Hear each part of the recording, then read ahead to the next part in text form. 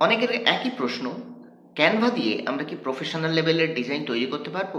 বা ক্যানভার ডিজাইন আমার ক্লায়েন্টকে অ্যাকসেপ্ট করবে? বা ক্যানভা শেখার পর আমরা কি টাকা ইনকাম করতে পারবো? এই প্রশ্নটার উত্তরে আমি আজকে আপনাদের কিছু ডিজাইন দেখাতে চাই। এই ডিজাইনগুলো দেখার পরে আপনারা নিজেরাই বিচার করবেন যে ক্যানভা শেখার পর আপনারা কি ধরনের ডিজাইন তৈরি করবেন।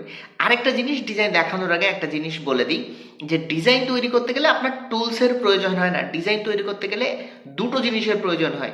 একটা হচ্ছে ডিজাইন প্রিন্সিপাল, আর একটা হচ্ছে ক্রিয়েটিভ মাইন্ড। আপনার কাছে যদি এই দুটো জিনিস না থাকে, ফটোশপ আপনাকে গুলে খাইয়ে দিলেও আপনি জীবনেও ডিজাইন তৈরি করতে পারবেন না।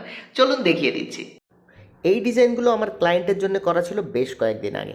ক্যানভা দিয়ে আপনি সোশ্যাল মিডিয়া পোস্ট থেকে শুরু করে সমস্ত ধরনের গ্রাফিক্স তৈরি করতে পারবেন অনায়াসে। আমি আমার ছাত্রছাত্রীদের শেখাচ্ছি ক্যানভা দিয়েই কীভাবে সুন্দর এবং প্রফেশনাল গ্রাফিক্স তৈরি করা যায়।